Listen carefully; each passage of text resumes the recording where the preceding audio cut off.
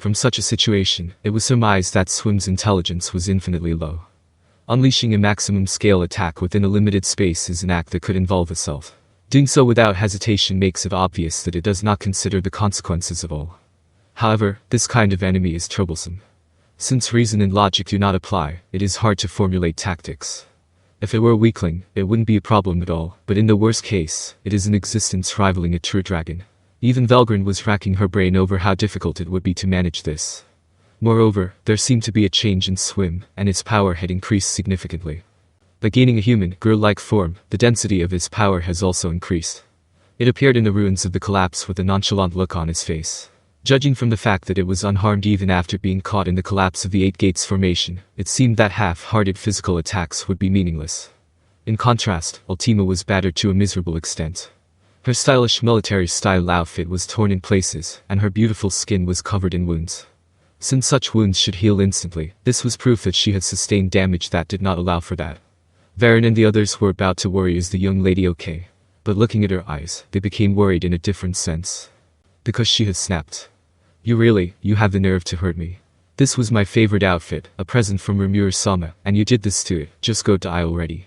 Her tone was flat, and her eyes were absolutely serious. By this time, reinforcements led by Benimaru had already arrived. The Red Lotus group was deployed to the southern front, but because Ultima was emitting such a sinister aura, they almost mistook her for the enemy.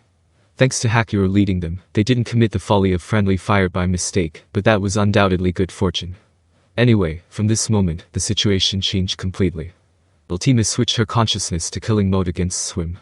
The appearances of Ultima and the girl mimicking Swim were surprisingly similar. The adorable vibe was also the same, to the point one might think Swim had used Ultima as a model. However, in Swim's case, the eyes had no light and were muddy. Perhaps because of that, the expression was eerie and somewhat repulsive. By the way, Ultima has a side ponytail, but Swim's hair is long, spreading down to the waist. Upon closer inspection, the tips of individual hairs were wriggling like tentacles, which was creepy. At first glance, the whole body appeared naked, but it was covered in armor made of transformed scales that were harder and more flexible than Arionium. Clearly, it was a form that one could tell was not human. Ultima and Swim face each other at close range. The difference is stark. If converted to existence value, Swim is more than 20 times that of Ultima. Everyone would think a match is impossible except for Ultima's subordinates. To enrage our king or princess, what foolishness. This was the recognition common to all of them. Well, for those who know Ultima, it is recognized as a battle with an unpredictable outcome. On top of that, predicting that collateral damage to the surroundings would be substantial, the formation was reconstructed to correspond to that. Without even waiting for that, the fierce battle begins. Swim, using the limbs it obtained for the first time, threw a punch at Ultima in imitation. To a certain extent, Iverage's knowledge was shared. Therefore, a punch that looked somewhat decent was unleashed. An ordinary person couldn't even see it. Even the heroes gathered here couldn't even recognize what was happening. However, that speed was overwhelmingly slow compared to sublight speed. Swim's true value lies in ultra-high-speed flight with maximized energy efficiency, a wide variety of destructive attack methods, and a tough body capable of enduring them. However, now, those advantages are lost. Swim could not master the unfamiliar body and was unable to bring out its full power. In such a state, there is no way it would work on Ultima. Swim's punch became a counter the moment it touched Ultima, returned upon itself. Swim was astonished. Swim, an overwhelmingly strong being isolated from other life forms, had never before received a counterattack recognizable as such. Swim could accumulate energy inexhaustibly by breathing magicules drifting in the other world. It could convert that into propulsion or create spirit particle torpedoes from excess energy, storing an inventory exceeding 100 million within its body. Yet, because its basic specs were too amazing, it rarely needed to use them. It annihilated a cosmic allied fleet dispatched by some interstellar nation for anti-Swim warfare, simply by running through while deploying a molecule messer, made of transformed tentacles. Even if they had barriers that nullified any optical weapon, they could not prevent a mass attack possessing aggression backed by the strongest hardness. Conversely, even if they solidified defenses with mass, such things were just sitting ducks. Without even using quantum splash, they could be kicked aside by the super explosion of spirit particle torpedoes alone. So this time too, it was a novel game for Swim. That was how it was supposed to be, but somehow the situation was different. Naturally, it boils down to the opponent is bad news. Moreover, for Ultima, it was a death match with her pride on the line. Since her resolve was different from the start, Swim was significantly lagging behind. Swim unleashed a punch with a stance that looked somewhat respectable. Since it was clad in super-compressed ore, its power was, simply put, impressive. However, despite taking a direct hit from this, Ultima remained composed. Manipulating the force to disperse it throughout her entire body, she switched to counterattack without killing the momentum. This is already the pinnacle of martial arts. Being hit by a bullet train in the flesh and remaining unharmed, it wasn't just that level of story. It was a rule-breaking realm that ignored the laws of the world. The current Ultima had transcended even Damrata's skill level. You should regret making me angry. Ultima said so, wearing a wicked smile. Luminous danced through the air with resolution, hiding any sign of exhaustion. To periodically activate Sanctuary Resurrection under normal circumstances, she would have considered such an act sheer madness, enough to make her question her own sanity. Even though she was distributing the calculations by utilizing the brains of those who believed in her, no, it was the opposite. By aggregating all those results within herself, she was subjecting herself to an unimaginable burden. She had turned this battlefield into a sanctuary, maximizing all magical effects within it. To perform such a feat without a cost was impossible, even for the likes of Luminous. However, if she did not do it, defeat was certain.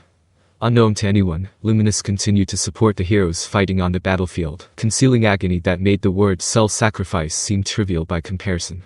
Furthermore, Luminous did not neglect her observation of the battlefield. She kept a sharp eye out so that she could immediately provide support if any front were to collapse. That was exactly why she understood that the situation was not favorable. The battle on three fronts had grown increasingly chaotic as Iverge's servants assumed human forms. Ultima was fighting well, but the other fronts were less promising. In the west, Xian had joined the fray and was putting up a spectacular fight, but the situation was far from advantageous. Despite this, Benimaru, commanding in the east, was in high spirits. And with good reason. Benimaru had also realized that Rimuru had returned. Since the general is back, defeat is impossible for us. It was because he believed this that Benimaru could command with a boldness that bordered on terrifying. Benimaru's spirit was conveyed to the Tempest executives. Because of this, everyone could follow his orders with peace of mind. That atmosphere spread throughout the entire battlefield, and everyone accepted the orders from the late-arriving Benimaru without complaint. What an incredible man, Luminous marveled. The human defense front sounded impressive, but it was essentially just a coalition of different factions. While there was a semblance of unity, it carried the danger of becoming a disorderly mob if things went even slightly wrong. Of course, since humanity would be destroyed the moment they lost this battle, it was certainly no time for infighting. However, even if one understood that intellectually, asking if they could accept it emotionally was a different matter entirely. One would follow any order for the sake of someone they respected, loved, and believed in from the bottom of their heart. But if one were to lose their life following the orders of a stranger from another faction, it would be natural for anyone to fear that they were dying in vain. Benimaru's commands were powerful enough to blow away such anxiety. Even as the prospect of defeat loomed large, he guided the warriors in a way that kept them from realizing it. The reason the warriors' spears hadn't broken until now was thanks to the reinforcements from Tempest. But even within that context, the role played by the man named Benimaru was significant. Luminous acknowledged his achievement and secretly thanked him. However, his stellar performance could only go so far. Absolute violence, of a magnitude that strategy and tactics could not overcome, had been born. The mastermind, Iverge, had taken human form and begun to move. The situation was now desperate, or it should have been, but then a miracle occurred. Wahahaha. Sorry to keep you waiting. At this precise timing, Milim arrived to join the war. Milim, have you returned to your senses? Luminous rejoiced. If it is Milim, we can leave Iverge to her. If we take down the remaining servants in that opening, there is still plenty of chance for victory. Milim's arrival swept away the atmosphere of despair that had begun to settle over the battlefield. Moreover, other reliable reinforcements had arrived. Good grief, I'm not a taxi service, you know. I want this to be the last time. Complaining as he went, Yuki had returned as well. Naturally, the members of the moderate Harlequin Alliance were alive and well, too. Demon Lord Leon was there. Though Luminous had never met him, Zelario was there as well. It seemed that even the Magus Corps, led by Emperor Omisia and Sylvia, were joining the fight. The faint glimmer of hope now seemed to shine like a great beacon. And what brought Luminous the greatest joy was the presence of the hero Chloe. I'm glad I made it in time. We have to make this the real end. Saying so, Chloe smiled at Luminous. Indeed, we shall, Luminous nodded firmly. Yes, they had come this far. They had reached this point without anyone dropping out. Now, they simply had to slaughter the enemy wishing for the world's destruction, and regain their peace. If we combine our powers, no opponent can stand against us. Luminous regained her spirit and braced herself for the final decisive battle. Incidentally, I am here too, you know. The evil dragon Vildor, whom Luminous found to be an eyesore, was sulking, but he was lightly ignored. Thus, the reinforcements arrived and scattered to the parts of the battlefield where they were most needed. Luminous, leave the big one to me. With a gleeful demeanor, Milim charged toward Ivorage. Though anyone else would have tried to stop her, Luminous had intended to leave it to Milim from the start. I'll go support Milim, too, Chloe said, moving out. She went with the resolve to prevent a tragic future, no matter what Ivorage did. Luminous knew the fact that Chloe could see the future. She hadn't heard the details of exactly to what level this ability extended, but regardless, if they were Chloe's words, she could believe them. If it was the combination of Milim and Chloe, they would not lose, no matter the enemy. Luminous believed that. Its power is bottomless, so be careful. With that warning, Luminous sent Milim and Chloe off. Meanwhile, Yuki and his group had taken it upon themselves to head toward Mai to help. As expected. Indeed, that is the only place for them. Swim was being handled by Ultima. She was the only one fighting with the upper hand. Mai was struggling against Habataki. Mai was in the most danger.